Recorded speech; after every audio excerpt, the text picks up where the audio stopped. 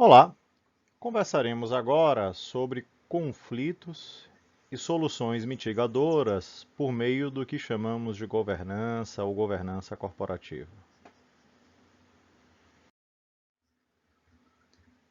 Nessa nossa aula, temos dois objetivos. Primeiro, compreender o que é governança ou governança corporativa, e segundo, entender os seus efeitos.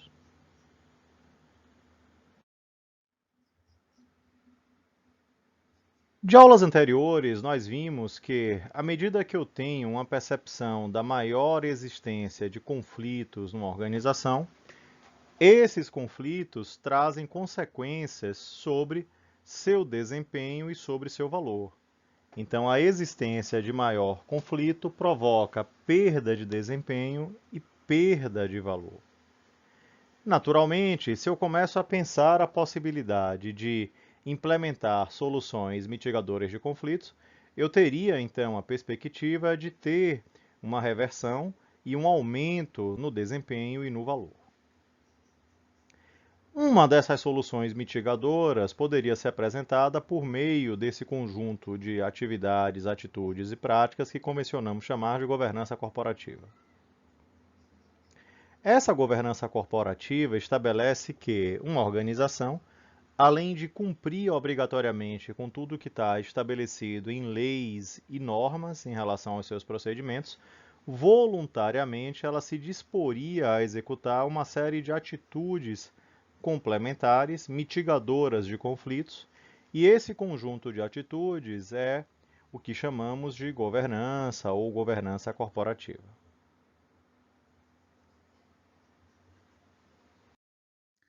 Sob o ponto de vista conceitual, podemos então definir a governança como um conjunto de atitudes, regras e normas de conduta que buscam atenuar possibilidades de conflitos.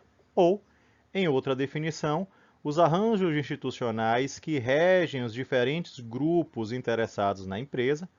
Vimos que é comum atribuir a expressão stakeholders para esses grupos, colocados em práticas por meios de mecanismos internos e externos que visam harmonizar essa relação entre os diferentes stakeholders.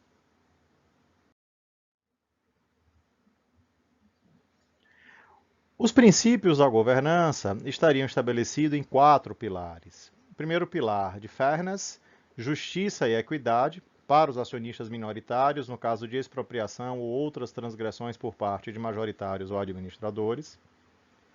O princípio de disclosure, o princípio de divulgação, quer dizer, de transparência nas informações prestadas pela organização. O princípio de accountability, quer dizer, de responsabilidade por essa prestação de contas apresentada. E o princípio de compliance, quer dizer, de respeito, adequação e cumprimento às normas estabelecidas. Quando vamos entender os aspectos racionais associados à governança, aí precisamos entender que, sob o ponto de vista das decisões financeiras, existem ônus e bônus que precisam ser apropriadamente identificados, compreendidos e, a partir daí, ponderados. Quer dizer, uma boa decisão financeira é uma decisão que tem bônus superior a ônus.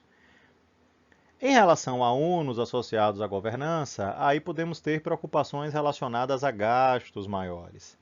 Eu posso ter maiores gastos associados aí a monitoramento, a criação de conjunto de regras complementares, sua fiscalização, seu monitoramento e, eventualmente, a indenizações incorridas para poder tornar os princípios aí válidos, quer dizer, os princípios colocados em prática.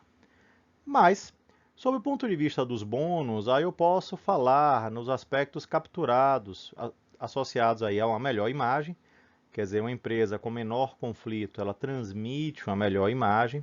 Essa melhor imagem estaria associada a um menor risco percebido, e isso possibilitaria melhores vendas, seja a colocação, por exemplo, de volumes maiores, de preços maiores, quer dizer, melhores condições de acesso a mercados com restrições, quer dizer, eu teria uma série de capturas operacionais associadas à prática da governança. Também teria, sob o ponto de vista financeiro, possivelmente menores demandas judiciais, já que o volume de conflito seria reduzido, e tudo isso poderia também ser traduzido como um custo menor de funding, quer dizer, o menor custo de captação. O retorno exigido dos capitais colocados nessa empresa poderia ser menor em função dessa melhor imagem, desse menor risco. Naturalmente, para saber se a decisão vale a pena, então a consideração conjunta desses bônus com esses ônus precisaria ser feita para que a partir daí, se bônus superam ônus, a decisão seja implementada.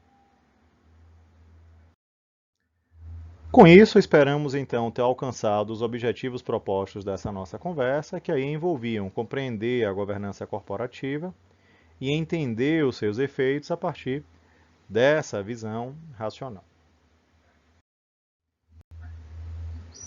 Bons estudos!